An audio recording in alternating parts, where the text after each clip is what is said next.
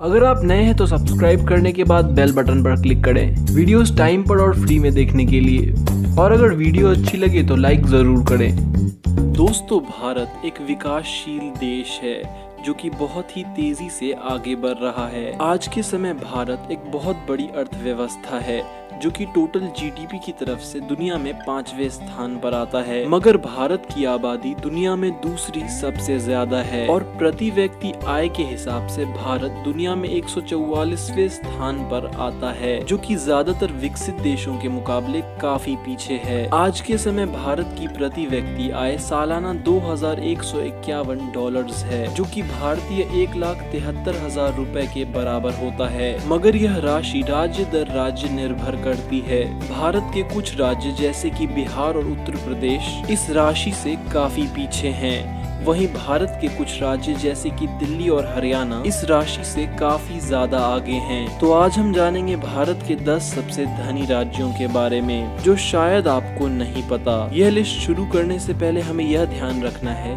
कि महाराष्ट्र, यूपी और बंगाल भले ही भारत की सबसे बड़ी अर्थव्यवस्थाएं हों, मगर एक बड़ी आबादी की वजह से यहाँ के लोग इन 10 राज्यों जितने अमीर नहीं हैं। 10वें स्थान पर आता है तेलंगाना। दोस्तों, तेलंगाना भारत के दक्षिणी हिस्से में बसा भारत का 11वां सबसे बड़ा राज्य है, जहाँ की आबादी लगभग 3.5 करोड़ है। तेलंगाना भारत का एक ऐसा राज्य है जिसका जन्म सिर्फ 8 साल पहले हुआ है। 2 जून 2014 को तेलंगाना को आंध्र प्रदेश से अलग कर एक नया राज्य बना दिया गया और इसकी राजधानी हैदराबाद शहर को बनाया गया। और आज के समय तेलंगाना की पर कैपिटा इनकम सालाना 1,93,000 रुपए है, जो कि भारत में 10वें स्थान पर आता है। 9वें स्थान पर आता है गुजरात। दोस्तों, गुजरात भारत का एक ऐसा राज्य है जहाँ के लोग अपने बिजनेस स्किल्स की वजह से पूरी दुनिया भर में जाने जाते हैं। इसके अलावा भी गुजरात अपने पेट्रोकेमिकल इंडस्ट्रीज, डायमंड और डेयरी प्रोडक्शन की वजह से दुनिया भर में जाना जाता है। और गुजरात भारत की चौथी सबसे बड़ी अर्थव्यवस्था है। इसके अलावा भी गुजरात का पर कैपिटा इनकम सालाना 1,97,000 रुपए है,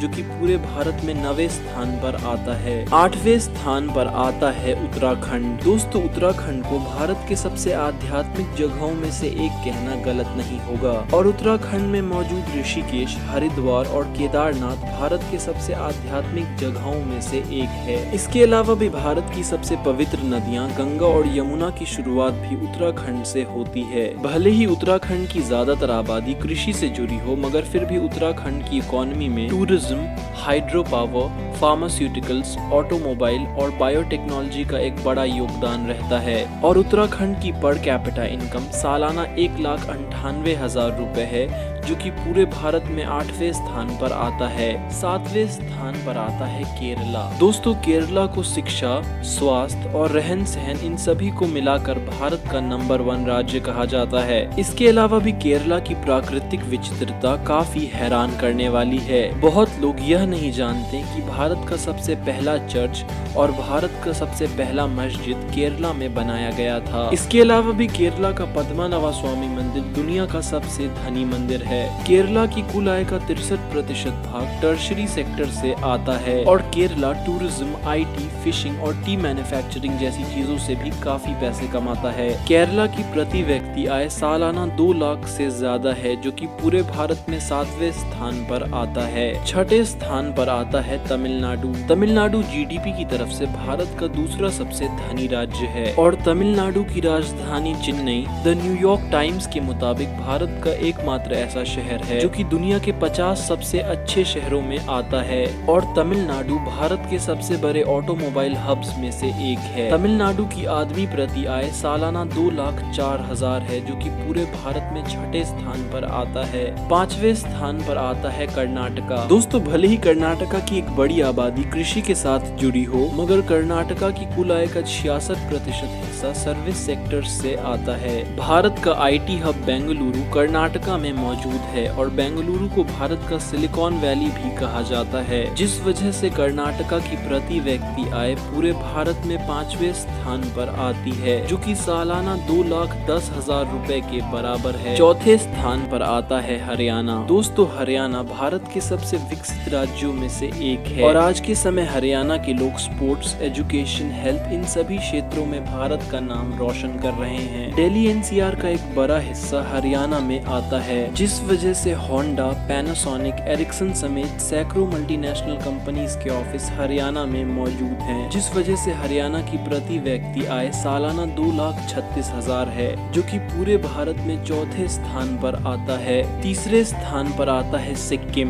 दोस्तों, सिक्किम साल 1974 में ही भारत का एक राज्य बना, मगर सिक्किम की अद्भुत खूबसूरती, यहाँ के पहाड़, झील और नज़ारे अक्सर यहाँ आने वाले लोगों के होश उड़ाते हैं और इसी वजह से सिक्किम भारत के सबसे प्रसिद्ध टूरिस्ट डेस्टिनेशंस में से एक है और सिक्किम की कुल आय का एक बड़ा हिस्सा टूरिज्म से आता है। आज के समय सिक्किम की पर कैपिटा इनकम सालाना 3,57,000 है, जो कि भारत में तीसरी सबसे ज्यादा है।